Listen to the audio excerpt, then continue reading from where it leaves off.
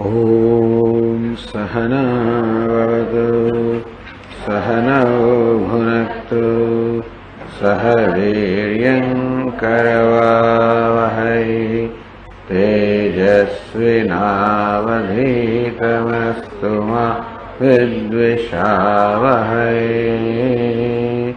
ॐ शान्ति शान्ति शान्तिः। ॐ पूर्णमदः पूर्णमिदं पूर्णात् पूर्णमुदच्यते पूर्णस्य पूर्णमादाय पूर्णमेवावशिष्यते। ॐ शान्ति शान्ति शान्तिः। श्रुतिस्मृतिपुराणानाम् आलयं करुणालयं नमामि भगवत्पादं शङ्करं लोकशङ्करं शङ्करं शङ्कराचार्यं केशवं बादरायणं सूत्रभाष्यकृतौ वन्दे भगवन्तौ पुनः पुनः। ईश्वरो गुरुरात्मेति मूर्तिभेदविभागिने व्योमवद्व्याप्तदेहाय दक्षिणामूर्तये नमः। नमः श्री शङ्करानन्द गुरुपादाम्बुजन्मने सविलासमहामोह ग्राहग्रासैककर्मणे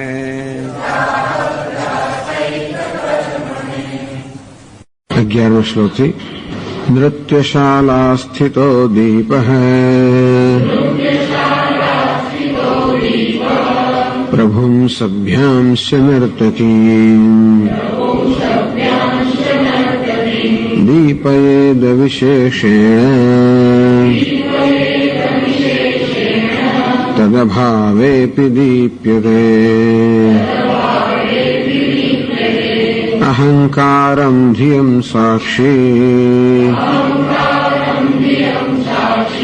विषयानपि भासयेत्। अहङ्काराद्यभावेऽपि स्वयं भात्येव पूर्ववत्।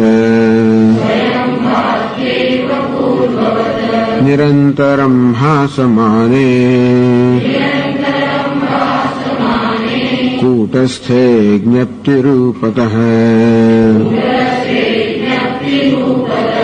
तद्भासा भास्यमानेयम्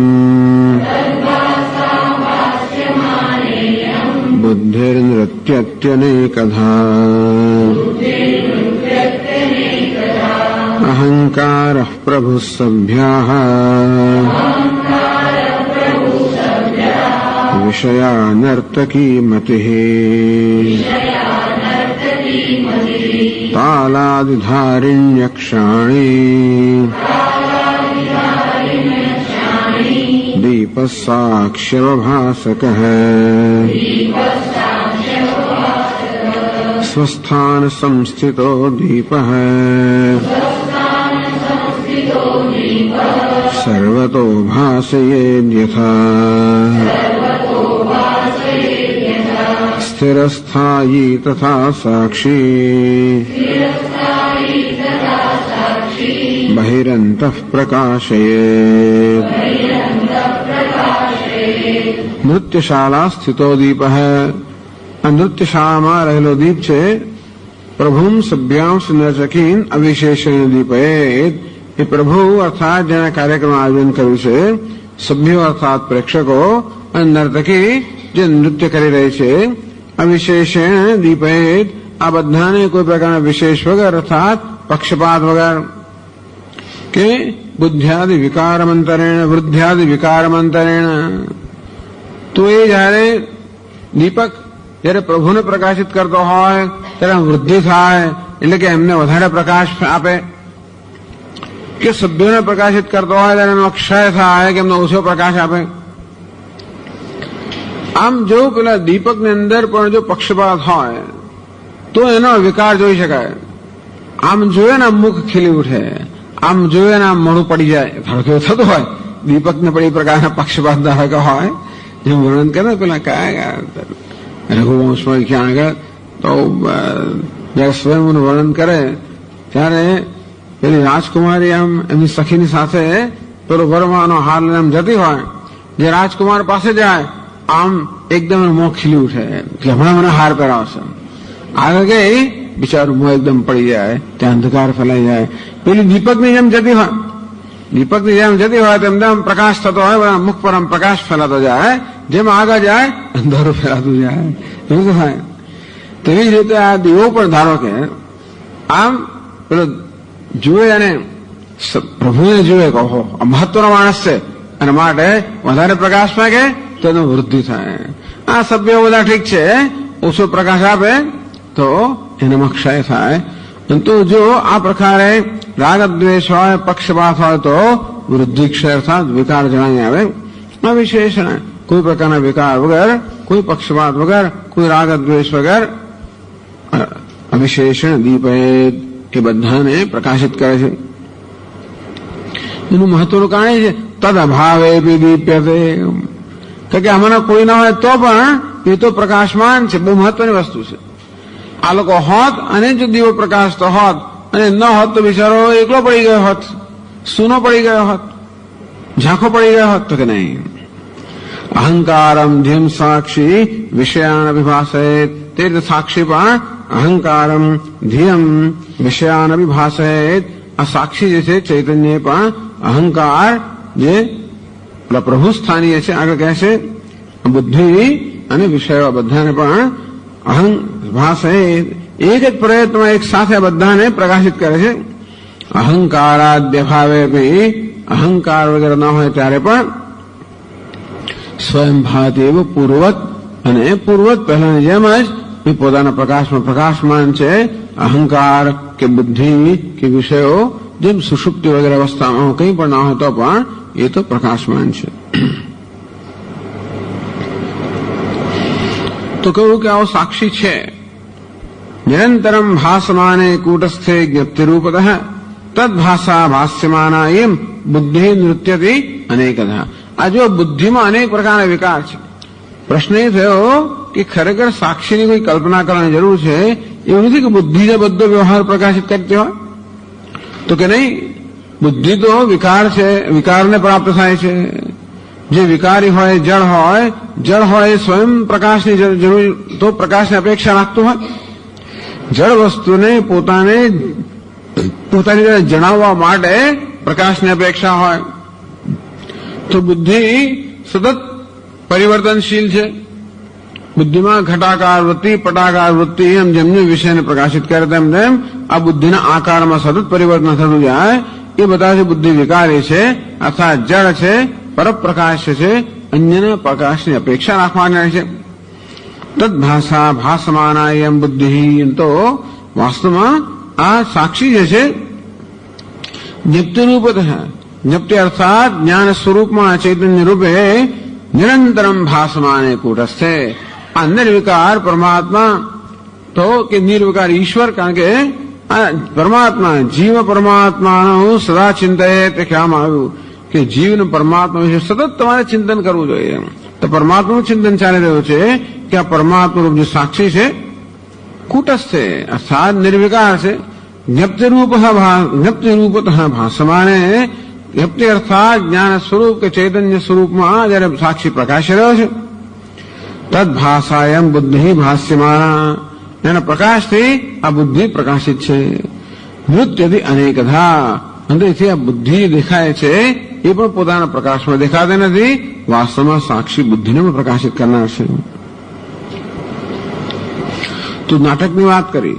અહંકાર પ્રભુસભ્ય વિષય નર્તકી મતિ તારાધિધારિણી અક્ષાણી દીપ સાક્ષી અમભાષક. અહંકાર પ્રભુ, તો નાટક શાળાની અંદર પ્રભુ જેણે કાર્યક્રમ આયોજન કર્યું હોય તો પ્રભુ સ્થાનીય કોણ છે? અહંકાર. મુખ્ય પ્રભુ મુખ્ય છે. વિષયા સભ્યા જે પ્રેક્ષકો હોય, જે ચારે બાજુ પણ જે વિચારીને બેઠેલા હોય, તો એ કેવા છે? આ બહારના વિષયો જે છે પેલા સભ્ય કે પ્રેક્ષકો સમાન છે. નર્તકી મતિ, આ મતિ અર્થ બુદ્ધિ જે છે, અંતઃકરણ છે, એ નર્તકીના સ્થાને છે, કારણ કે સતત નૃત્ય કરી રહી છે. નાનાવિધ વિકારવત્વાદ નર્તકી સામ્યમ ધીય. તો નર્તકી જેમ સતત નૃત્ય કરી રહ્યો તેમ બુદ્ધિ પણ સતત પરિવર્તનને પામી રહી છે, માટે એ નર્તકીના સ્થાને છે. આ અહંકાર પ્રભુના સ્થાને છે, કારણ કે એનામાં હર્ષ શોક વગેરે હર્ષ વિષાદના પ્રત્યાઘાતો જણાય છે. આ બધા વિષયો સભ્યના સ્થાને, પ્રેક્ષકોના સ્થાને છે, કારણ કે એમનામાં કોઈ પ્રકારનો વિકાર દેખાતો નથી. તાલાદિધારિણી અક્ષાણી, એક વધ્યું અક્ષાણી, આ ઇન્દ્રિયો જે છે, જ્ઞાનેન્દ્રિયો, તાલાદિધારિણી, તાલ વગેરે જે વાજિંત્રો છે એ વાજિંત્ર વગાડનાર છે, કારણ કે નર્તકીના તાલને અનુસરે છે. દીપ સાક્ષી અવભાષક, અને સાક્ષી જે છે અવભાષક દીપ. દીપ સાદૃશ્યમસ્તિ સાક્ષિણ, તો સાક્ષી જે છે એ દીપના સ્થાને છે, બધાને પ્રકાશિત કરનાર છે. સાક્ષીનો અહંકાર વ્યવહાસકત્વે. પ્રશ્ન એ થયો કે આપના કેવા પ્રમાણે સાક્ષી અહંકારને, બુદ્ધિને, સભ્યોને, વિષયોને, ઇન્દ્રિયો બધાને પ્રકાશિત કરે છે. તો જાગ્રત જાગ્રત અવસ્થામાં બધા હોય, સ્વપ્ન અવસ્થામાં પેલો ઇન્દ્રિયો વગેરે ના હોય, સુષુપ્તિમાં તો નર્તકી પણ ના હોય, કોઈ હોય જ નહીં. તો આ બધા હોય ત્યારે સાક્ષીનો સંપર્ક એમને હોય, એ ન હોય ત્યારે સાક્ષી સંપર્ક વગર ન હોય. અને તેથી આ બધા જે પ્રકાશ્ય છે, અર્થાત જેને પ્રકાશિત કરવામાં આવે છે, એ બધા જનાર આવનારા છે. અપગમ આગમ રૂપ વિકારત્વ, જતા રહે અને આવે. સુષુપ્તિમાં બધા જતા રહે, જાગ્રતમાં બધા પાછા આવે.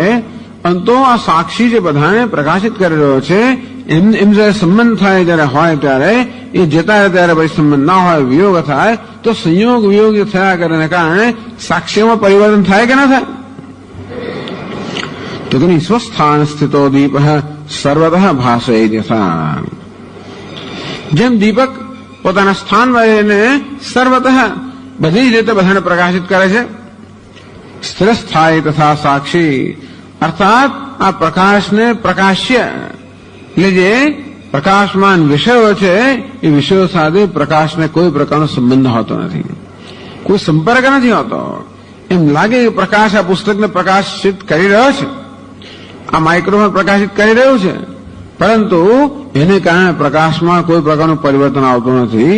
આમ કાળા પદાર્થને પ્રકાશિત પ્રકાશ કાળો ના થઈ જાય, પીળાને કરવાથી પીળો ના થઈ જાય. આમ જે કંઈ રૂપ રંગને પ્રકાશિત કરવામાં આવે એના કોઈ પણ ગુણોની, એના વિકારની, એની વિશેષતાની કોઈ પણ અસર પ્રકાશ પર હોતી નથી, દ્રષ્ટા પર હોતી નથી. અને તે રીતે આ પદાર્થો હોય કે ના હોય, કારણ કે એમનો કોઈ સંપર્ક અસંગ હોવાને કારણે કોઈ સંપર્ક નથી, માટે સંયોગ વિયોગ હોતો જ નથી. સંયોગ હોય તો વિયોગ હોય ને, અસંગ હોવાને કારણે સંયોગ જ નથી. એ રીતે સાક્ષી પણ સ્થિર સ્થાયી, પોતાના સ્વરૂપમાં પ્રતિષ્ઠિત રહેલો, બહિરંતઃ પ્રકાશે, બહારના અંદર જે કંઈ છે બધાને પ્રકાશિત કરે. આ વિષય બધા બહાર છે, અહંકાર બુદ્ધિ અંદર છે, એ બધાને પોતાના સ્થાનમાં પ્રકાશિત કરે છે.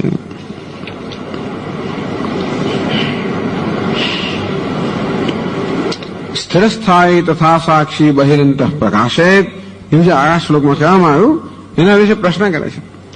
નનો સાક્ષિણ બહિરંતર અભાસકત્વભિધાનમ અનોપન્નમ.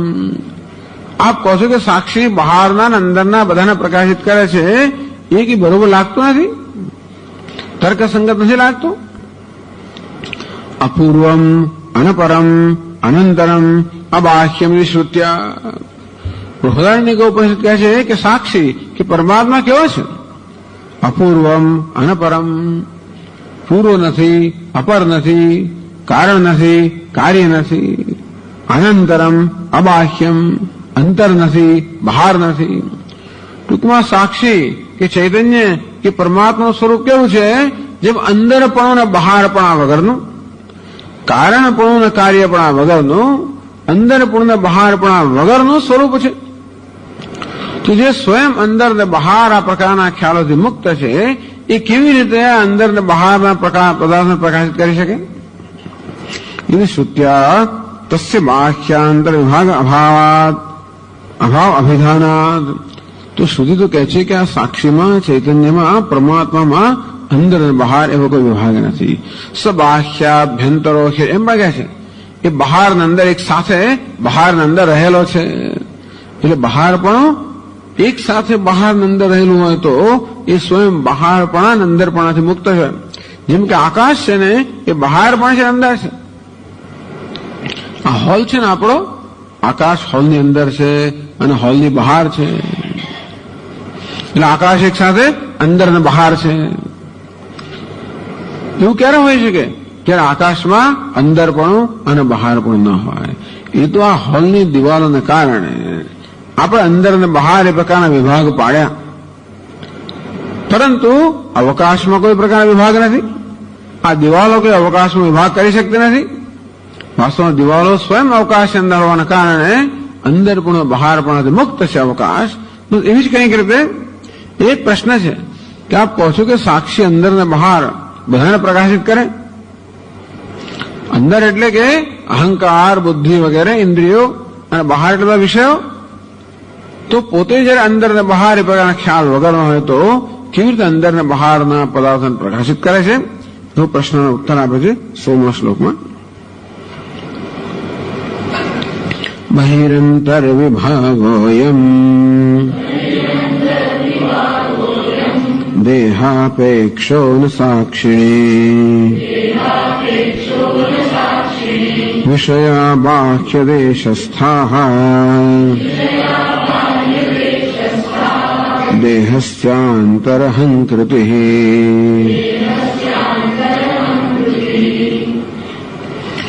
બહિરંતર વિભાગોયમ, એમ વિભાગ है આ બહિ અંત બહાર અંદર આ પ્રકાર જો વિભાગ છે દેહ અપેક્ષા, એ તો દેહની અપેક્ષા છે. હમણાં જો વાત કરते એમ કે આ આકાશની અંદર, આ બહારની અંદર એ પ્રકારનો વિભાગ છે તો આ બધા દિવાલોની અપેક્ષા છે. તો આ જે હોલ છે કે ખંડ છે એની દિવાલોની અપેક્ષા એ આપણે બહાર કહીએ. ક્યાં છે? તો કે બહાર ઉભો છે. અંદર આવો ને આપણે કહીએ અંદર આવો, બહાર ક્યાં ઉભો છે? અથવા અંદર કેમ બહાર જતો એમ પણ કહીએ, જે કેવું હોય કે ટૂંકમાં. તો પણ એટલે અંદર ને બહાર એ શેની અપેક્ષા છે? આ દિવાલની અપેક્ષા છે. એ દિવાલ ન હોત તો, ધારો કે દિવાલ હોતો જ નહીં તો અંદર બહારનો ખ્યાલ હોત ખરો?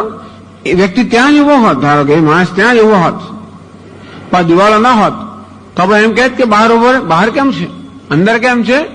તો કે અંદર અને બહાર એ પ્રકારના ખ્યાલ આપણા મનમાં ઉપજે છે. કેમ ઉપજે છે? કોઈક પ્રકારના આ વિભાગને કારણે, આ પ્રકારના એક વ્યવધાનને કારણે, અંતરાયને કારણે, આ દિવાલોને કારણે. તો દિવાલો જાણે કે આકાશને વિભક્ત ન કરતી હોય, જેને અવકાશમાં વિભાગ ન પાડતી હોય, એવું આપણે મનમાં માની લઈને અંદર ને બહાર એ પ્રકારના, જો કે અંદર બહાર ખ્યાલ વ્યવહારમાં બરોબર છે, પણ એ બધા ખ્યાલ તો આ દિવાલની અપેક્ષા છે. અવકાશમાં અંદર ને બહાર કોઈ ખ્યાલ નથી. તે રીતે આ દેહરૂપી દિવાલ ચૈતન્ય તો બધાને પ્રકાશિત કરે એક સાથે. એમને માનો કે ચૈતન્ય દેહની અંદર છે. ભલે એવું દ્રષ્ટાંત આપવામાં આવ્યું કે નૃત્યશાળાસ્થ દીપ, નૃત્યશાળા સ્થિતો દીપ, નૃત્યશાળામાં રહેલો દીપક, એટલે આપણે એમ લાગે કે અંદર રહેલો છે. ભાઈ દીવાને માટે અંદર બહાર બહાર છે. તો પછી આ દીવાની બધા જ અવયવો અને બધા જ ઘટકો જયારે સાક્ષીમાં લગાડવા જઈએ, આપણે દ્રષ્ટાંત આપવામાં આવ્યું ખરું, પણ દ્રષ્ટાંતના બધા જ અંશ આપણે દાષ્ટાંત ન લગાડી શકીએ. આમ નૃત્યશાળાના દીપક બહુ સુંદર દ્રષ્ટાંત આપવામાં આવ્યું, બહુ સુંદર. અને છતાં પણ દરેક દૃષ્ટાંતની મર્યાદા હોય જ ને. તો આ દીવો તો નૃત્યશાળાની અંદર છે, બહાર નથી.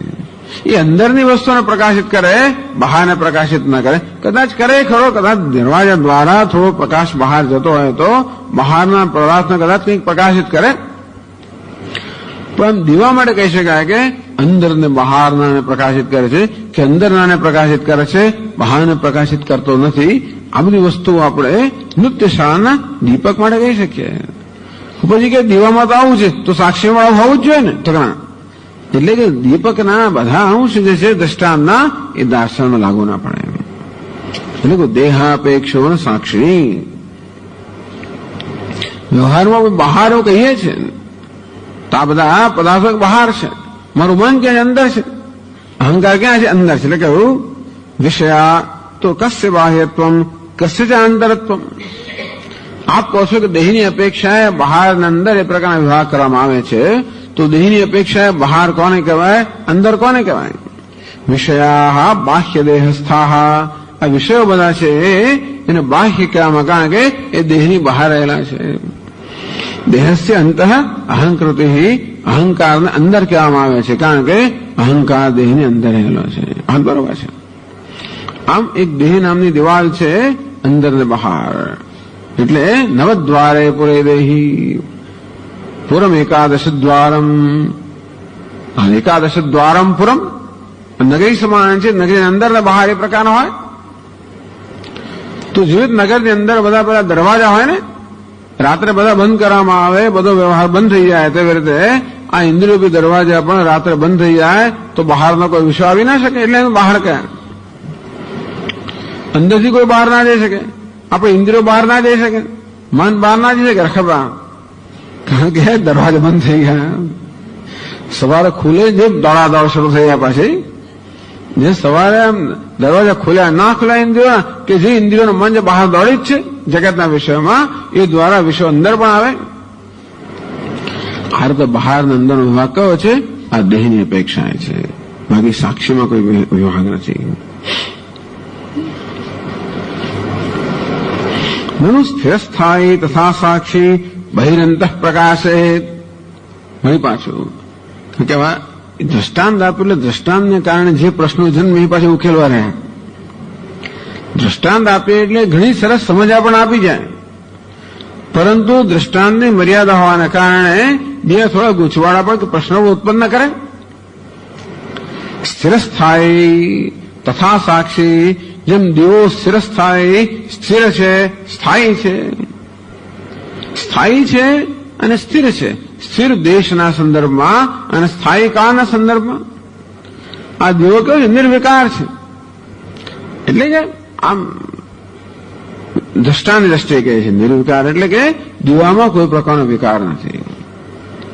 ના સ્વામી, દીવામાં વિકાર તો હોય ને, તેલ પૂરે તો ક્યારે ખલાસ નથી થઈ જાય, નથી કહેતો. પણ અત્યારે જે દ્રષ્ટાની દ્રષ્ટિએ કહીએ કે દીવો કેવો છે? નિર્વિકાર. કેમ કહીએ? કે જેને પ્રકાશિત કરવામાં આવે છે એ બધા વિકારના અધીન છે, એ દ્રષ્ટિએ દીવો કેવો છે? નિર્વિકાર. આ બધા હરતા ફરતા આગળ પાછા ઘણા બધું દીવો કેવો છે? સ્થિર છે, સ્થાયી છે.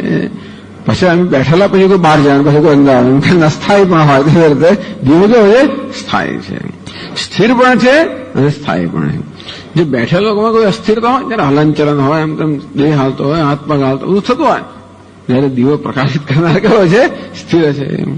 પેલા અસ્થાયી આવે જાય એવું પણ થયા કરતું હોય, દીવો કેવો છે? સ્થાયી છે, સ્થિર સ્થાયી. આમ બંને રીતે નિર્વિકાર છે, દેશની દ્રષ્ટિએ અને કાળની દ્રષ્ટિએ બંને રીતે નિર્વિકાર છે. તો તે રીતે આ સર્વ રીતે નિર્વિકાર દીવો જે છે દીપક, જેમ બધાને પ્રકાશિત કરે તેવી રીતે સર્વ રીતે નિર્વિકાર સાક્ષી આ બધાને પ્રકાશિત કરે છે. બહિ અંતઃ પ્રકાશે, બહાર અંદર બધી વસ્તુને પ્રકાશિત કરે છે. એમ કહીને તમે એને સ્થિર સ્થાયી, બહાર ને અંદર પ્રકાશિત કરે તમે સમજ્યા. બહાર વિષયોને પ્રકાશિત કરે છે સાક્ષી, અંદર અહંકારને પ્રકાશિત કરે અમે સમજ્યા. પણ આપ કહેવાય સ્થિર સ્થાયી સન્ન. ટૂંકમાં સાક્ષીમાં સ્વયં કોઈ પ્રકારનો વિકાર થતો નથી. સાક્ષી સ્વયં પોતાના સ્થાને સ્થિર છે, એટલે કે દેશની અંદર પરિવર્તન નથી, સ્થાયી છે, કાળમાં પરિવર્તન નથી. આમ સાક્ષી કેવો છે? નિર્વિકાર. એ નિર્વિકારપણામાં પ્રશ્ન થયો. પહેલા અંદર બહારપણામાં પ્રશ્ન થયો, હવે નિર્વિકારપણામાં પ્રશ્ન થયો. इति अविकारिणः सतः बहिरंतराभासोक्ति अयुक्त કે ભલે બી બહાર ને અંદર પ્રકાશિત કરે છે પણ સ્વયં નિર્વિકાર રહીને પ્રકાશિત કરે છે એ વાત બરાબર નથી.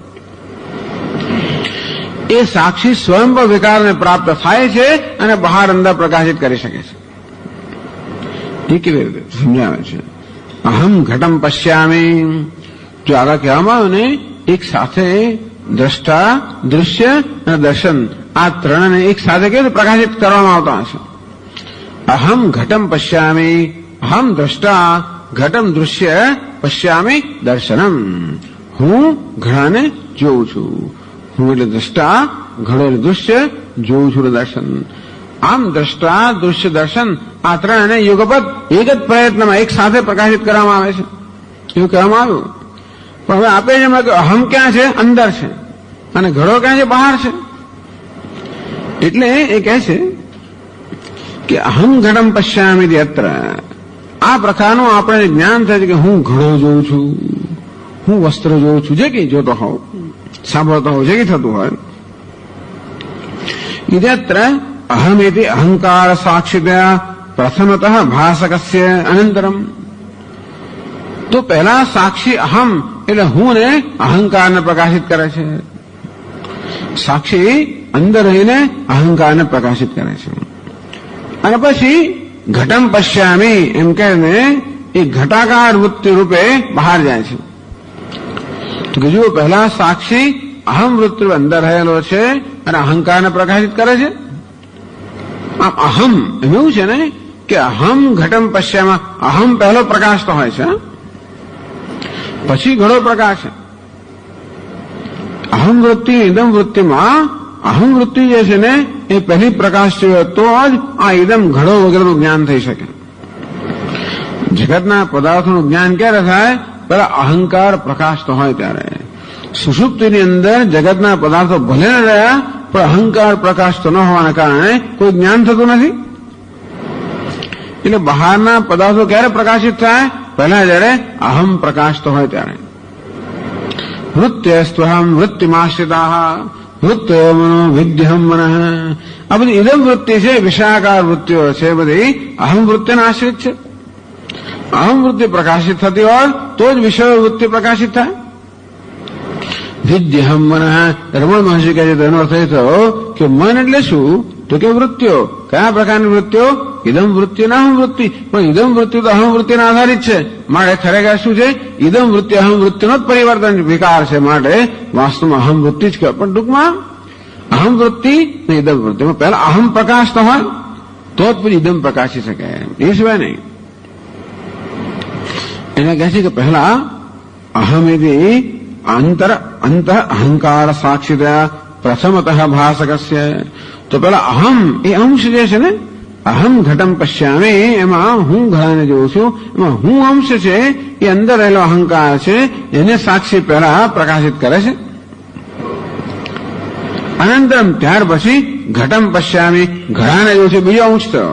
હું ઘડાને જોઉં છું, હું એક અંશ થયો એ અહંકાર છે. ઘડાને જોઉં છું, બીજો અંશ થયો ઘડો બહાર છે. તો સાક્ષી બહાર ન જાય તો પેલા ઘડાને પ્રકાશિત કેમ કરે? એટલે કે પહેલા સાક્ષી અંદર અહંકારને પ્રકાશિત કરે છે અને પછી ઘટાકાર વૃત્તિ સ્ફુરણ રૂપેણ આ ઘટના આકારની વૃત્તિ જે છે એને પ્રકાશિત કરે છે. બહિ નિર્ગમ અનુભવાદ. અંદરથી આપણો અનુભવ છે કે આ સાક્ષી બહાર જાય છે એ ઘડાને પ્રકાશિત કરે છે અને ત્યારે અહમ ને ઘડો આ બંને પ્રકાશિત થાય છે. એટલે સાક્ષી અંદર બહાર બધું પ્રકાશિત કરે છે ખરો, તો સ્થિર અને સ્થાયી રહીને વાત બરોબર નથી. સાક્ષી સ્થિર નથી રહેતો. પેલા અહમને પ્રકાશિત કરે પછી બહાર જાય છે, પછી ઘડાને પ્રકાશિત કરે અને ત્યારે આપણને હું ઘડો જોઉં છું એ પ્રકારનું જ્ઞાન થાય છે. એ આપણો અનુભવ છે ને.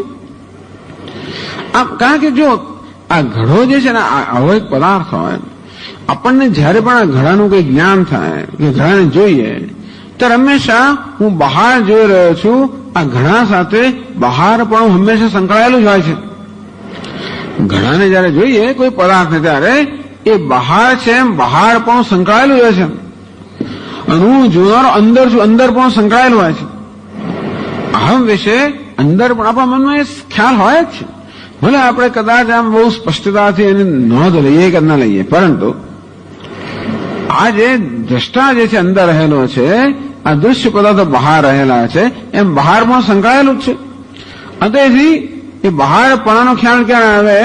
આપણે જયારે સાક્ષી બહાર જાય ત્યારે જ ને. એટલે કે સાક્ષી પહેલા અહંકારના અંદર પ્રકાશિત કરે છે અને પછી બહાર જઈને પેલા ઘડાને પ્રકાશિત કરે છે. અને માટે સાક્ષી ભલે અંદર બહારને પ્રકાશિત કરતો હોય, પરંતુ કોઈ પ્રકારના વિકારને પ્રાપ્ત થયા વગર પ્રકાશિત કરે છે, એ વાત બરોબર નથી.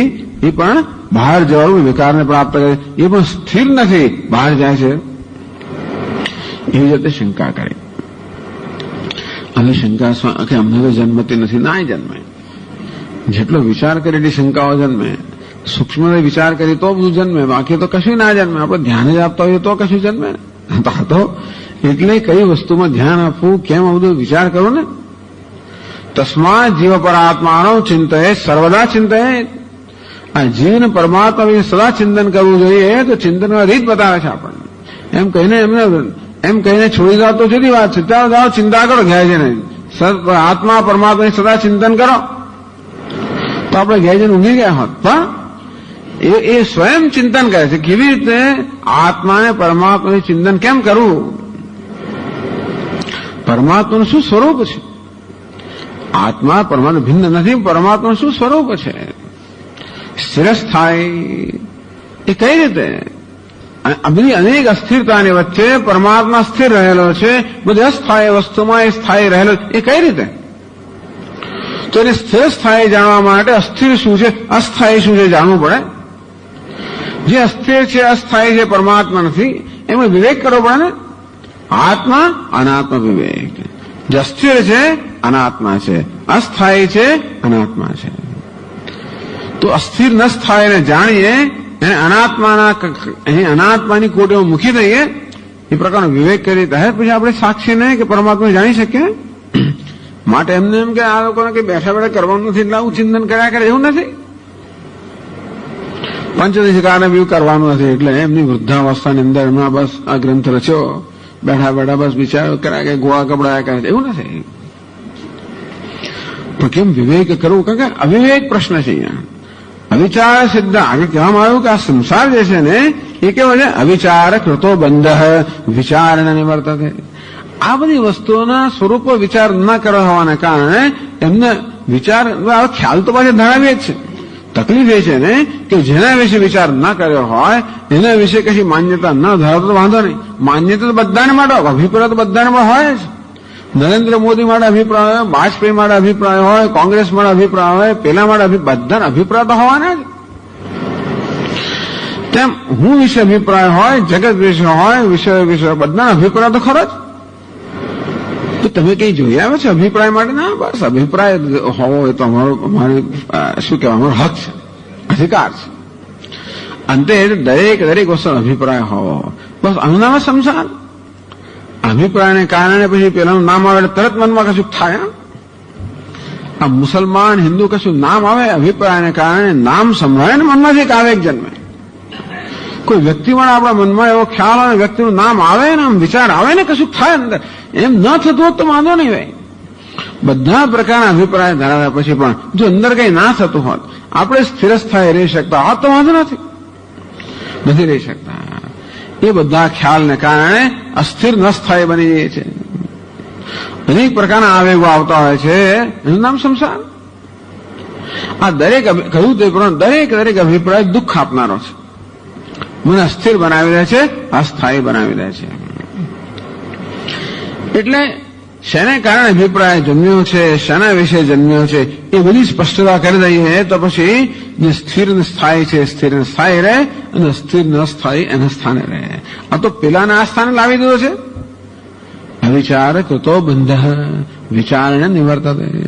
અને તેથી અવિચારને કારણે કે વિચાર ન કરવાને કારણે અભિપ્રાય બંધાયેલા છે. વિચાર ન કરવાને કારણે અભિપ્રાય ન હોત પછી શું છે તો મને ખબર નથી. કેમ નથી ખબર? મને ચિંતા નથી, તો વાંધો નહીં. બુશ વિશે તમે શું ધારો છો? કશું ધારતો નથી, કઈ ધારતો નથી. એને શું જે કરવું એ કરે. વેસ્ટ હિન્દુ તો કોણ આવે છે? સારું હોય જૂતું હોય જ નહીં તો કઈ નથી. બાકી પણ કેટલા રન થાય ને કોણ જીત્યો ને કયા કોને લીધો ને કોને ના લીધો બધી ચિંતા થાય આપણને. લારા શું કહે છે, પેલો શું કહે છે, ફલાણું કહે છે. તો એટલે શું થાય છે કે હવે દરેક આપણા માટે આપણામાં કોઈને કોઈ પ્રકારનો પ્રત્યાઘાત જન્માવે છે ને, નહીં તો કઈ વાંધો નથી. એટલે બધું ચાલ્યા કરતો હોય એનું સ્થિરસ્થાયી રહી શકતો હોવ, સ્વે મહિમની પ્રતિષ્ઠિતા મારા મહિમા પ્રતિષ્ઠિત રહેતો તો વાંધો નથી. આ બધું ચક્કર ભર્યા જ કરે.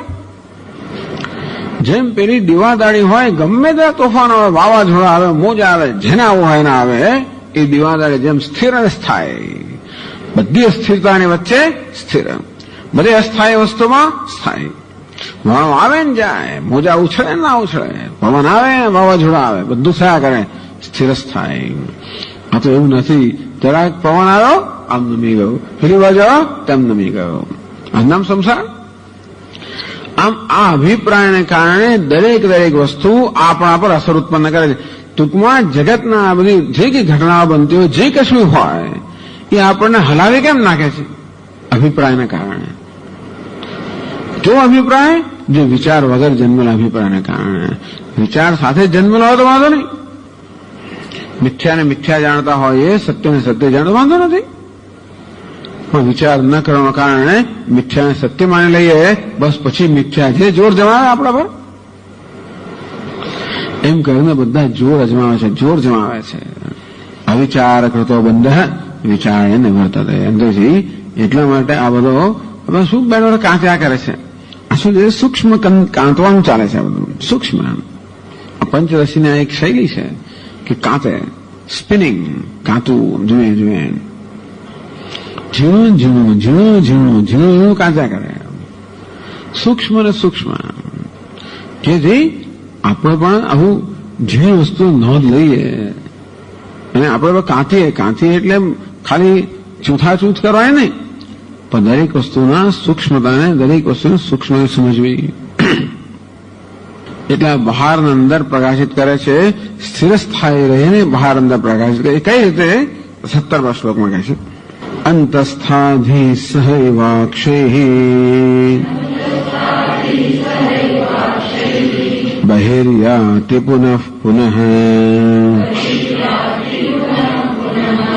ભાસ્ય બુદ્ધિસ્થ ચાંચલ્યમ સાક્ષિણ્યારોપ્યતે વૃથા.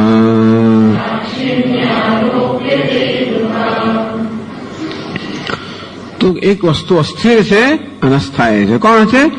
અસ્થિર અસ્થાયી વસ્તુ છે. કારણ તો બુદ્ધિ અસ્થિર છે અને અસ્થાયી છે. અંતસ્થાહાદિ સહૈવ અક્ષય પુનઃ પુનઃ બહિર્યાતિ.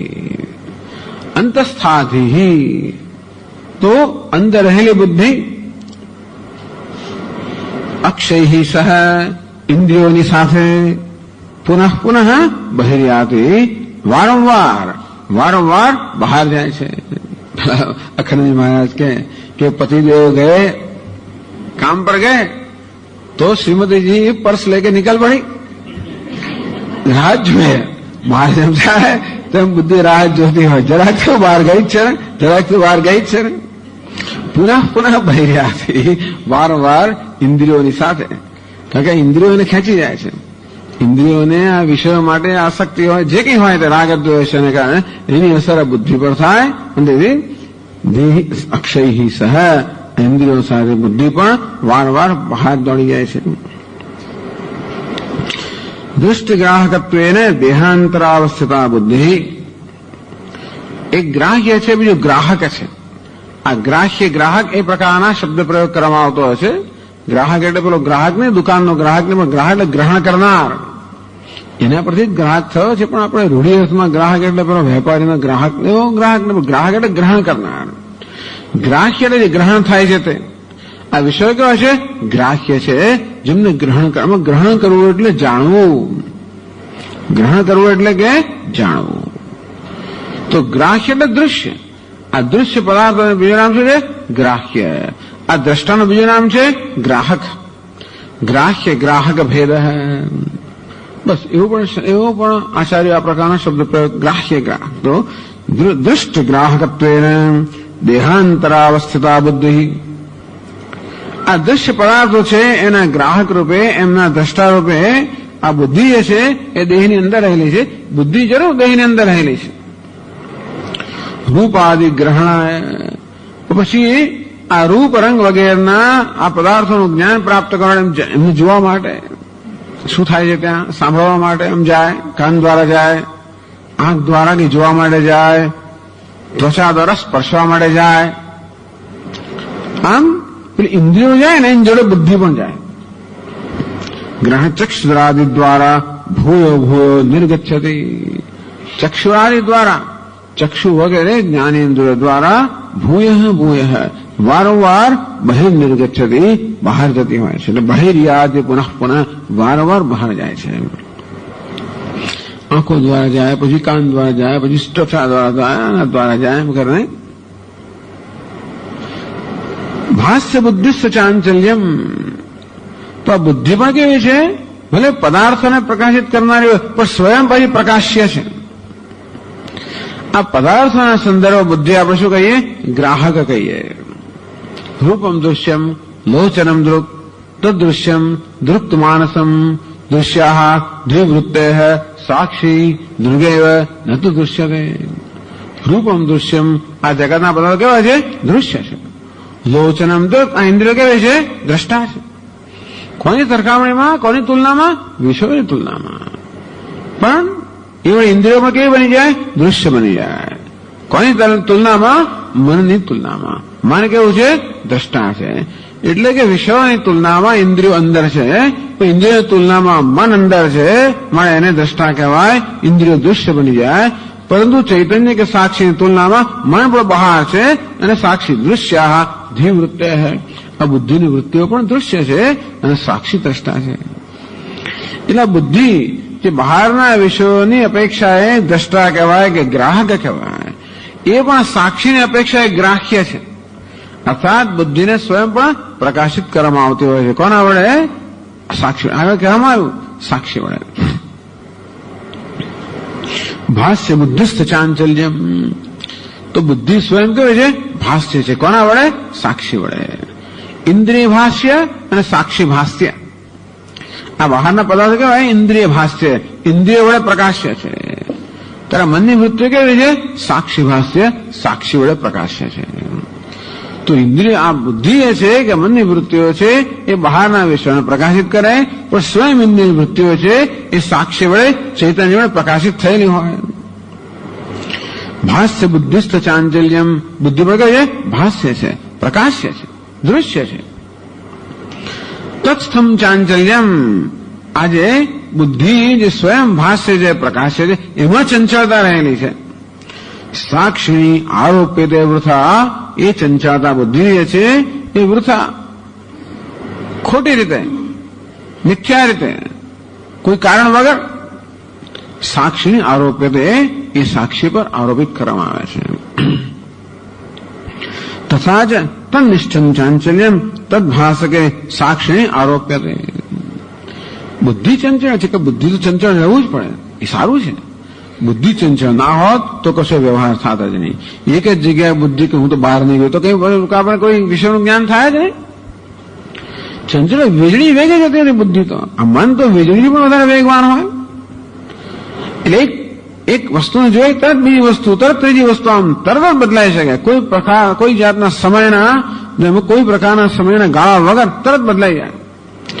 આ બુદ્ધિમાં આ પ્રકારની ચંચળતા ન હોત તો પછી આપણને આ રીતે વિષયનું જ્ઞાન ન થઈ શક્યું હોત. સ્વામી મહારાજ હંમેશા કે મનનો ચંચળતા તો મનનો સ્વભાવ છે. ચંચળતાનો અર્થ કે એક વિષય પછી બીજા વિષયમાં જવું, એ પ્રકારે જ ભગવાને મન બનાવેલું છે કે નહીંતર તો આપણને આ બધા વિષયોનું સ્પષ્ટ જ્ઞાન ન થાત. જો બુદ્ધિને વાર લાગતી હોત ને, મનને વાર લાગતી હોત, એક વસ્તુ જોઈ અને પછી બીજું જોતા આમ જો તો પેલી હજી ત્યાં બુદ્ધિ ત્યાં રહી ગઈ છે, થોડી વાર પછી આવે.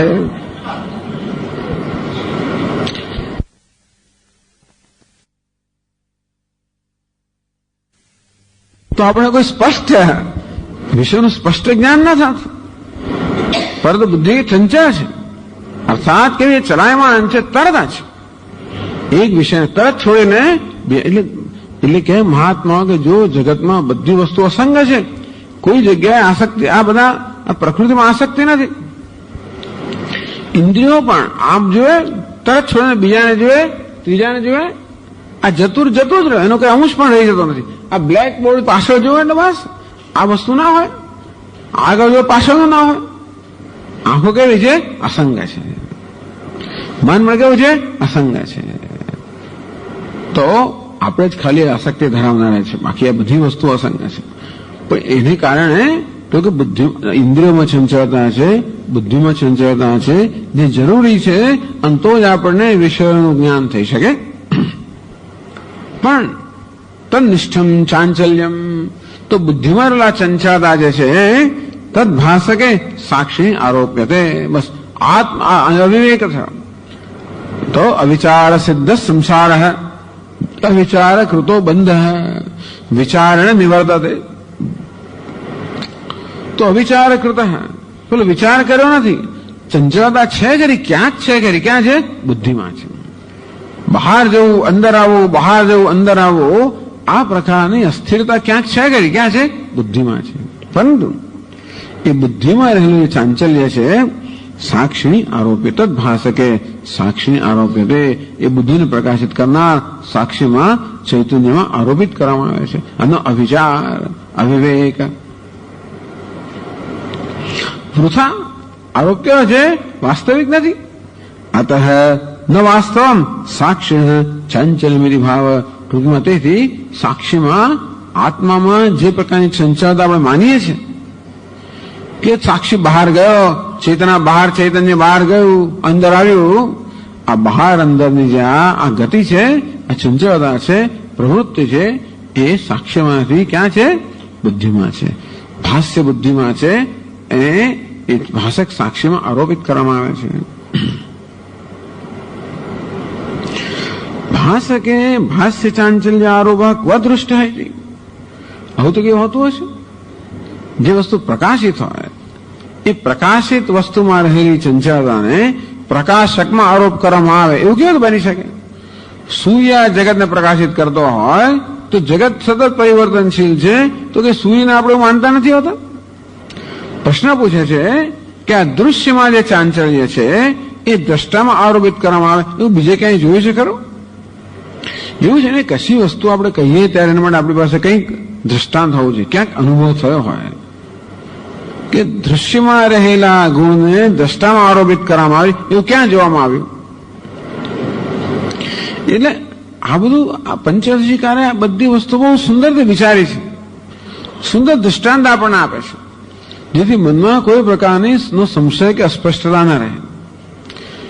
કારણ કે જેમ શંકરાચાર્ય મહારાજ કહે છે કે જ્યાં યુષ્મત છે ત્યાં અસ્મત નથી, જ્યાં અસ્મત છે ત્યાં યુષ્મત નથી. અર્થાત જ્યાં દ્રષ્ટા છે ત્યાં દૃશ્ય નથી, જ્યાં દૃશ્ય ત્યાં દ્રષ્ટા નથી. તો જ્યાં દૃશ્ય ત્યાં દ્રષ્ટા ન હોય તો આ દૃશ્યના જે ગુણ છે કે ધર્મનો દ્રષ્ટા પર આરોપ કેમ થઈ શકે? તો થઈ શકે. ક્વ દૃષ્ટ હૈ, આ પ્રકારનો આરોપ એક વસ્તુના ગુણનો બીજા પર આરોપ કરવામાં આવતો હોય કે દૃશ્યના ચાંચલ્યનો કે ચંચળતાનો દ્રષ્ટા પર આરોપ કરવામાં આવતો હોય, એવું ક્યાં જોવામાં આવ્યું છે? ક્યાં જોવામાં આવ્યું છે? કોઈ કુછ પ્રમાણ હૈ, કોઈ દૃષ્ટાંત હૈ? તો કે હા, ઉત્તર આપે છે 18માં. ખરા એમના બધા દેશી જૂના જમાનાના બહુ સુંદર દ્રષ્ટાંત એકદમ પણ અસરકારક દ્રષ્ટાંત, આમ દેશી દ્રષ્ટાંત બધા, પણ કેવા છે? બહુ જ એકદમ આબેહૂબ અને અસરકારક વ્યવસ્થિત દ્રષ્ટાંત છે બધા. તો કહે છે ગૃહાંતર્ગત સ્વલ્પ ગવાક્ષાદાતપોચલ તત્ર હસ્તે નર્ત્યમાને નૃત્યતીવા તપો યથા. ગૃહાંતર્ગત સ્વલ્પ ગવાક્ષાદ આતપ.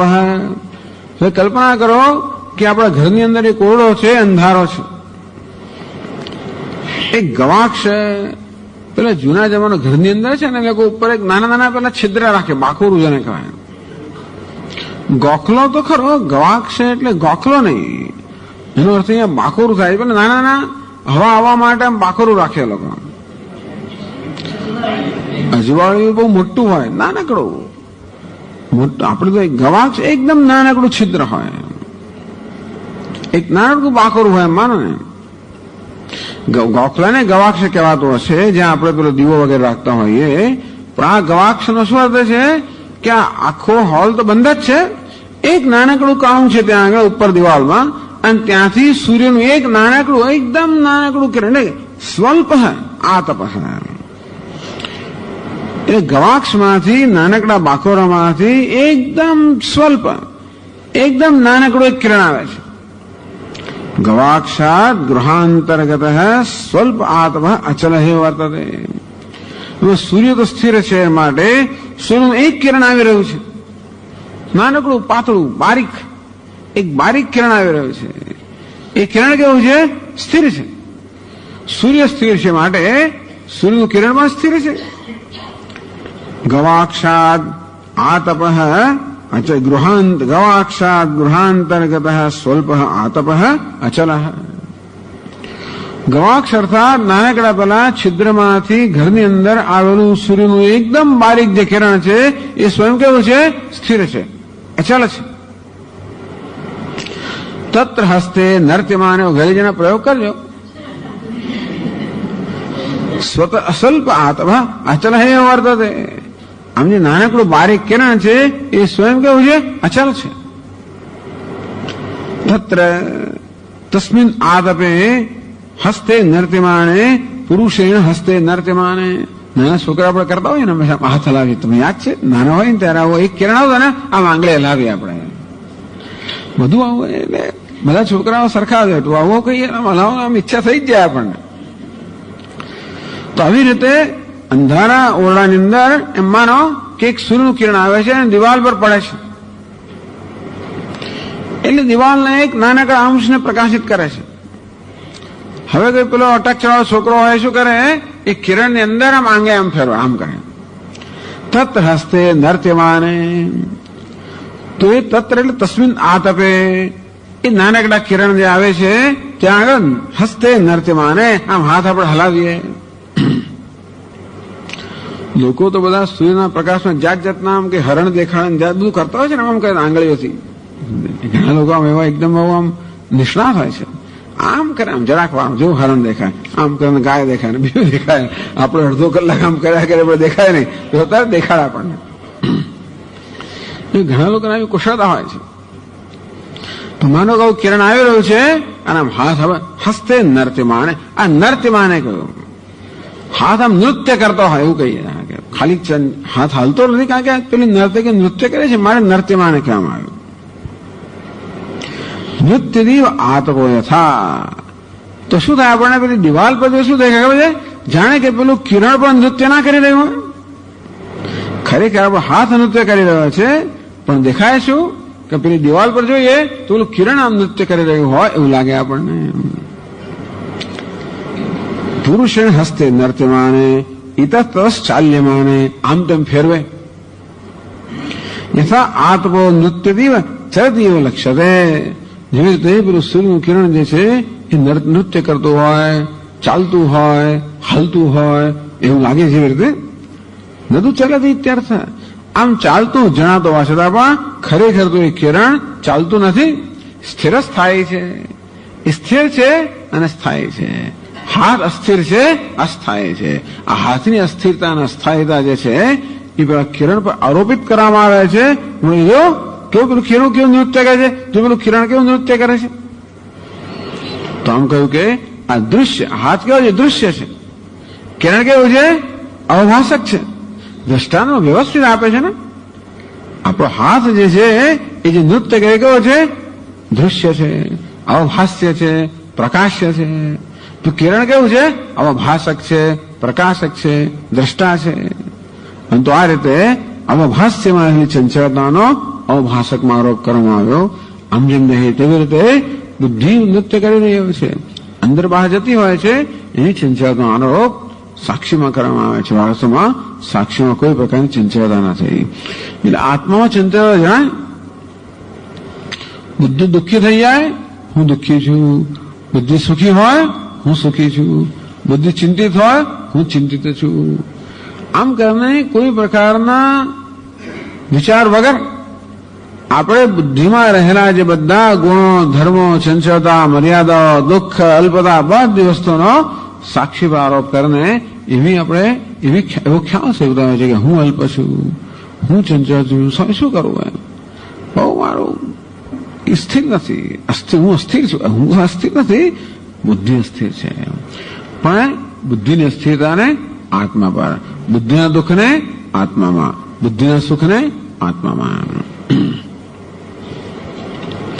એ પોતે સમજાવે છે 19 દાષ્ટાંતિકમાં. જે દૃષ્ટાંત કહ્યું પેલા હાથ નૃત્ય કરે અને જેવી રીતે કિરણ નૃત્ય કરતું જણાતું હોય તેવી રીતે તો સાક્ષીમાં એ દૃષ્ટાંતમાં ઘટાવે છે કે છે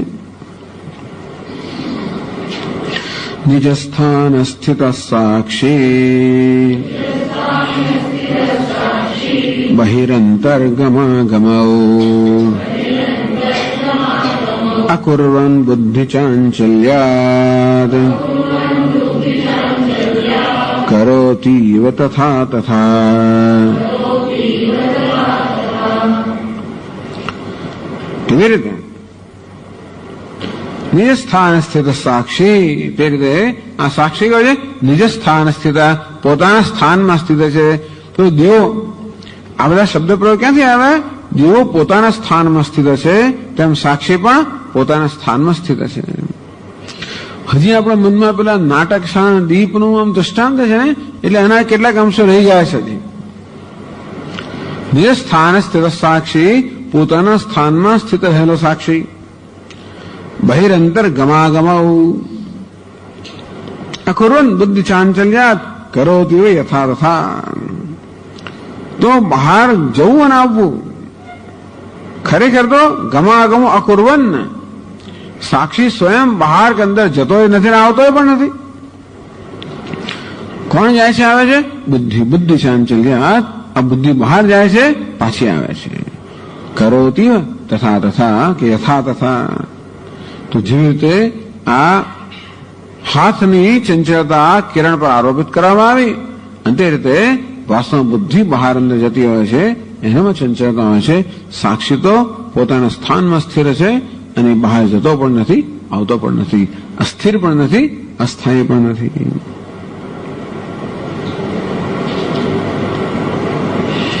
નિજ સ્થાન સ્થિતિ જાણીને કે બાહ્ય દેશસ્તત્વ એવું ઉચ્ચતે. આપ કહો છો કે સાક્ષી પોતાના સ્થાનમાં સ્થિત છે એટલે શું? જેમ પેલો નાટક શાળા દીપ છે એ પોતાના સ્થાનમાં સ્થિત છે, તેવી રીતે આ સાક્ષી પણ પોતાના સ્થાનમાં સ્થિત છે. એટલે સાક્ષીનું કોઈ સ્થાન છે? એટલે અનેન કેમ જ્યારે સાક્ષી નિજ સ્થાન સ્થિત પોતાના સ્થાનમાં સ્થિત છે એમ કહેવામાં આવ્યું ત્યારે કેમ બાહ્ય દેશસ્તત્વ એવો ઉચ્ચતે. તો તે સાક્ષીનું પોતાનું એક સ્થાન છે, ત્યાં રહેલો છે. કયા ખૂણામાં રહેલો છે?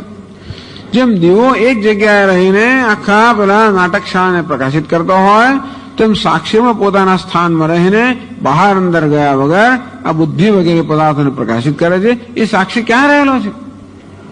શું સાક્ષીનું પોતાનું કોઈ સ્થાન છે? ક્યાં આપણે નજર કરવી સાક્ષી માટે? તો કહે છે કે ના, એવું નથી. 20મા શ્લોકમાં કહે છે ન બાહ્યો નાંતર સાક્ષી બુદ્ધેર્દેશૌ હિતાવુભૌ બુદ્ધ્યાદ્ય શેષ સંશાંતૌ યત્ર ભાત્યસ્તિ તત્ર સહ.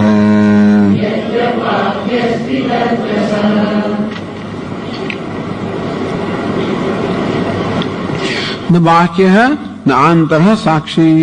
આ સાક્ષી બહાર પણ નથી, અંદર પણ નથી. ત્યારે બુદ્ધે દેશો હિતૌભૌ, તો બહાર અંદર ક્યાં છે? કોણ બહાર ને અંદર છે? આ કોઈ સાક્ષી બહાર પણ નથી, એટલે કે આત્મા બહાર પણ નથી, અંદર પણ નથી. આપણો સામાન્ય ખ્યાલ છે કે આત્મા અંદર છે. ચૈતન્ય અંદર છે એવો સામાન્ય ખ્યાલ છે, એટલે કે નહીં આ ચૈતન્ય સબાખ્યાભ્યંતરો હેજ, બહાર ને અંદર એક સાથે, બહાર પણ નથી અંદર પણ નથી.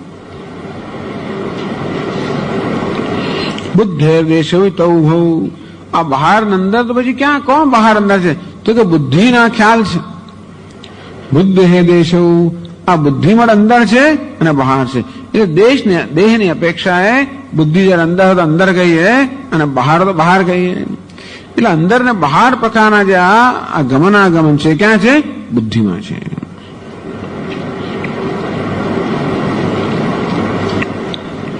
તરી કિમ વિવક્ષિતમ, આપ કહો છો કે નિજ સ્થાન સ્થિત સાક્ષી, આ સાક્ષી પોતાના સ્થાનમાં રહેલો છે. હવે સ્થાન એટલે શું, અંદર કે બહાર એવું જ કહેવાય. સ્થાન કોને કહેવાય, અંદર હોય કે બહાર હોય. ક્યાં બેઠેલો છું, અંદર બેઠેલો છું, બહાર બેઠેલો છું. સ્થાન હંમેશા કોઈ જગ્યાએ હોય ને, સ્થાન હંમેશા દેશ વિશેષમાં હોય, સ્થળ વિશેષમાં હોય. स्थान, आपका स्थान कहाँ है, ऋषिकेश में है, उत्तरकाशी में है, કોઈ દેશ સ્થળ વિશેષ છે ને. અમે સ્થાન જયારે કહેવામાં આવે ત્યારે હંમેશા કોઈ સ્થળ વિશેષ કે દેશ વિશેષનો ખ્યાલ સ્થાન સાથે સંકળાયેલો છે. નિજ સ્થાન સ્થિતો સાક્ષી એવું કહ્યું. એટલા માટે કહ્યું કે આ બુદ્ધિ પોતાનું સ્થાન વારંવાર બદલ્યા કરતી હોય છે. ક્યારેક અંદર હોય, બહાર આવ જા કર્યા કરતી હોય, પણ સાક્ષી છે એ પોતાના સ્થાનમાં હંમેશા રહેલો છે. એટલે આપણે એમ લાગે કે સાક્ષીનું પોતાનું સ્થાન છે. અને સ્થાન એટલે કોઈ દેશ વિશેષમાં, કોઈ સ્થળ વિશેષ, કોઈ વિશેષ દેશમાં, સ્થળમાં કે જગ્યા રહેલો છે. તો કે એવું તો નથી ભાઈ. ન બાહ્યો નાંતર સાક્ષી, આ સાક્ષી બહાર પણ નથી, અંદર પણ નથી. તો સ્થાન ક્યાં છે પછી? બુદ્ધ દેશો તૌ, એ બંને શું તો બુદ્ધિના દેશ છે. બહાર ને અંદર તો બુદ્ધિના ખ્યાલ છે. તરી કેમ વિવક્ષિતમ, આપ જયારે એમ કહો છો કે સાક્ષી પોતાના સ્થાનમાં સ્થિર છે, તો સ્થાન શબ્દથી આપ શું કહેવા માંગો છો? બુદ્ધ્યાદ્યશેષ સંશાંતો યત્ર ભાતિ અસ્તિ તત્ર સહ. બુદ્ધ્યાદિ અશેષ સંશાંતો, બુદ્ધ્યાદિ બુદ્ધિ વગેરે, આદિ શબ્દેને ઇન્દ્રિયાદયો ગૃહ્યંતે, આ બુદ્ધિ ઇન્દ્રિયો આ બધા અશેષ સંશાંતો,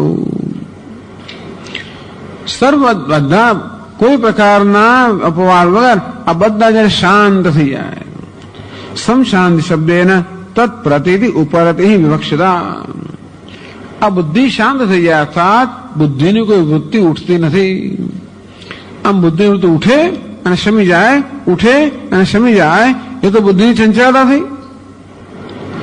તો બુદ્ધિનો જયારે ચંચળતા ન હોય અર્થાત બુદ્ધિની વૃત્તિ ઉઠતી નથી અને તેથી શમવાનો પ્રશ્ન શાંત થઈ ગઈ.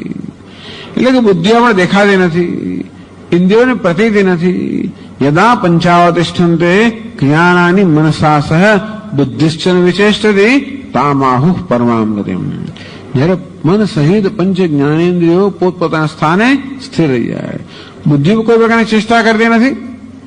તામ યોગમિત મન્યંતે સ્થિરામ ઇન્દ્રિય ધારણામ, આ ઇન્દ્રિયો સ્થિર જે ધાર અવસ્થા છે, મન ઇન્દ્રિયો મન બુદ્ધિની, એને યોગ કહેવામાં આવે છે. તો આ પ્રકારે ઇન્દ્રિયો મન બુદ્ધિ બધા પોતપોતાના સ્થાનમાં સ્થિર થઈ જાય, કોઈ પ્રકાર હલનચલન ત્યાં ન હોય. યત્ર ભાતિ, અંતે વખતે યત્ર ભાતિ ત્યારે જ્યાં સાક્ષી ભાસી રહ્યો છે, તત્ર સહ ત્યાં સાક્ષી છે.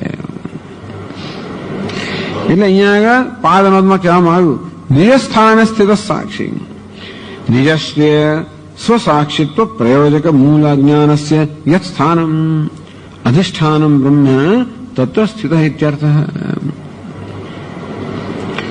નિજસ્ય આખી આ તો બીજી ટીકામાંથી આવે છે. આપણે એમ ના માનવું કે આપણે એમ કે આ જે સંપાદક લોકો આ જાતની ટીકા લખે એવું નથી, પણ પંચરશી પર બીજી ટીકા ઉપલબ્ધ છે. એટલે એમાં કોઈ વાક્યો ઉપયોગી હોય ને એ આ લોકો અહીં લખતા હોય છે. પહેલા મને એમ કે આ લોકો બહુ બુદ્ધિમાન લાગે છે, ખરું લખે છે. પછી જયારે પેલી ચોપડી જોયું ત્યારે ખબર કે આ તો પેલામાંથી આવે છે. તેથી નિજ સ્થાન સ્થિત, એટલે હું માનું હવે ધારો તો હું જોતો નથી, આ તો બે ચાર વાર જોયેલું છે એટલે આમાં હશે જ માની જ લઉં છું. આમાં આ જે નીચે લખેલું છે એ ત્યાંથી આવતો છે માની લઉં છું. કદાચ એમ લખ્યું એવું હોઈ શકે નિજસ્ય. આ નિજ સ્થાન એટલે શું? નિજસ્ય સ્થાન, પોતાનું સ્થાન. સ્વસાક્ષિત્વ પ્રયોજક મૂળ અજ્ઞાનસ્ય. આ સાક્ષીપણું પણ ખરેખર તો અજ્ઞાન જન્મ, એ પાછળ આવશે ચર્ચા. ચૈતન્યને સાક્ષી કહેવો એ સાક્ષીપણું પણ ખરેખર એના પર આરોપિત થયેલું છે. કોના સંદર્ભમાં, કોની અપેક્ષા? સાક્ષ્યની અપેક્ષા. આત્મને દ્રષ્ટા કેવો એ પણ દૃષ્ટિની અપેક્ષા છે. એટલે અજ્ઞાનને કારણે આ ચૈતન્યને સાક્ષી માનવામાં આવે છે. એ અજ્ઞાન ક્યાં રહેલું છે? યત સ્થાનમ અધિષ્ઠાનમ બ્રહ્મ. આ બ્રહ્મનું અજ્ઞાન અધિષ્ઠાન કયું છે? બ્રહ્મ. એટલે સાક્ષીપણાનું અધિષ્ઠાનમાં બ્રહ્મ છે. કારણ કે સાક્ષીપણાનો ખ્યાલ અજ્ઞાનમાં જન્મ્યો અને અજ્ઞાન અધિષ્ઠાન ક્યાં છે? બ્રહ્મ. માટે આ સાક્ષીનું અધિષ્ઠાન કયું? બ્રહ્મ. સાક્ષીનું મૂળ સ્વરૂપ કયું? બ્રહ્મ. આ દરેક વસ્તુ ખરેખર પોતાના મૂળ સ્વરૂપમાં જ સ્થિત હોય. આપણે જેને સાક્ષી કહે છે એ ચૈતન્યનું મૂળ સ્વરૂપ કયું? બ્રહ્મ. એ કહેવાનો હેતુ છે. એ પાછળથી સ્પષ્ટ કરશે. આ તો પેલા આગળથી કઈ દીધું, ટીકા કરે. પણ એટલે કે યત્ર ભાતિ અસ્તિ તત્ર સહ. તો બુદ્ધિ, ઇન્દ્રિયો, આ સમગ્ર વ્યક્તિત્વ જયારે સ્થાન શાંત થઈ જાય, ક્યાં તો સુષુપ્તિમાં કે સમાધિમાં, આમ જયારે કોઈ બુદ્ધિને ચેષ્ટા કરવાની જરૂર ના હોય, ઇન્દ્રિયોને એટલે ભગવાન જેમ કહે છે ને, સ્પર્શાન કૃત્વા બહિર્બાહ્યાન ચક્ષુષૈવાંતરે ભ્રુવો પ્રાણાપાનો સમૂહ કૃત્વા નાસાભ્યંતરચારિણો યતેન્દ્રિય મનોબુદ્ધિ મુનિર્મોક્ષ પરાયણ વિગત ઈચ્છા ભય ક્રોધ. તો આ બધી ઈચ્છા, ભય, ક્રોધ બધું શાંત થઈ ગયું. પ્રાણાપાન બધા પોતાના એકદમ સમાન થઈ ગયા. અને આ રીતે સમગ્ર વ્યક્તિત્વ છે ને, સમગ્ર વ્યક્તિત્વ શાંત થઈ ગયું. જળ નથી થઈ ગયું. કેવું બની ગયું? શાંત બની ગયું. એ વ્યક્તિત્વમાં કોઈ પ્રકારની અસ્થિરતા કે ચંચળતા જવાની જરૂર નથી. બુદ્ધિના મનને હવે દોડાદોડ કરવાની જરૂર નથી રહી. ઇન્દ્રિયોને પણ દોડાદોડ કરવાની, મનને, બુદ્ધિને કોઈને દોડાદોડ કરવાની જરૂરમાંથી મુક્ત થઈ જાય તો બધા સ્વસ્થ છે. અર્થાત પોતાની ઈચ્છાથી બધા પોતાના સ્થાને સ્થિર છે. એમ મારી મશીન નથી લઈ આવ્યા, નહીં તો પછી જતું ભાગે. પણ ઇન્દ્રિયો પોતાના સ્થાનમાં પ્રસન્ન છે. આમ ઘરમાં આનંદ આવતો બહાર કોણ રખડ ના જ રખડ કરે. હું તો ક્યાંય બહાર જતો નહીં સ્વામીજી, બસ આનંદ છે, મારા ઘરમાં આનંદ છે. બસ મારા રૂમમાં બેઠેલો છું, અભ્યાસ કરતો હોઉં, ચિંતન કરતો હોઉં, કેસેટ સાંભળતો હોઉં, આ કરતો હોઉં, તે કરતો, બહાર જવાની જરૂર જ નથી. આમ જ્યાં હોઈએ ત્યાં આપણે પ્રસન્ન હોઈએ તો પછી ચંચળતા કેમ છે? જ્યાં છીએ ત્યાં આગળ આપણે સ્વસ્થ નથી, પ્રસન્ન નથી. આ બુદ્ધિના આંખો બહાર અંદર કેમ જવું પડે છે? અંદર અસ્વસ્થ છે અને મારે બહાર જાય, અને એમ કંઈક મારે છે, ત્યાં જાય, પછી અંદર આવે, પછી બહાર જાય. આખો દડો આમ કેમ થયા કરે? કારણ કે અસ્વસ્થ છે, અસંતુષ્ટ છે. સંતુષ્ટ હોય તો ક્યાંય બહાર ના જાય. આમ સમગ્ર વ્યક્તિત્વ સંતુષ્ટ થઈ જાય, સમાધાન થઈ જાય. અને ત્યારે ઇન્દ્રિયો, મન, બુદ્ધિ બધા પોતાના સ્થાનની અંદર સ્થિર થઈ જાય. અર્થાત કોઈ પ્રકારની ચેષ્ટા ન રહે. અને ત્યારે એ બધાના અભાવ અને ભાવ અને અભાવ બંને પ્રકાશિત કરનાર આ સાક્ષી જે છે એનું એ સ્થાન છે. તમારું જો સ્થાન નાનું જ હોય તો એનું સ્થાન છે. એટલે કે યત્ર ભાતિ અસ્તિ તત્ર સ. આ બધા શાંત થાય અને પછી સાક્ષી આ ભાષે છે ત્યાં રહેલો છે. ઓમ પૂર્ણમદ પૂર્ણમિદં પૂર્ણાત પૂર્ણમુદચ્યતે પૂર્ણસ્ય પૂર્ણમાદાય પૂર્ણમેવાવશિષ્યતે. ઓમ શાંતિ શાંતિ શાંતિ. શંકરં શંકરાચાર્યં કેશવં બાદરાયણં સૂત્રભાષ્યકૃતૌ વંદે ભગવन्तौ પુનઃ પુનઃ. ઈશ્વરો ગુરુરાત્મેતિ મૂર્તિભેદવિભાગિને વ્યોમવદ્વ્યાપ્તદેહાય દક્ષિણામૂર્તયે નમઃ. ઓમ શાંતિ શાંતિ शान्तिः शान्तिः। हरिः ओम्। श्रीगुरुभ्यो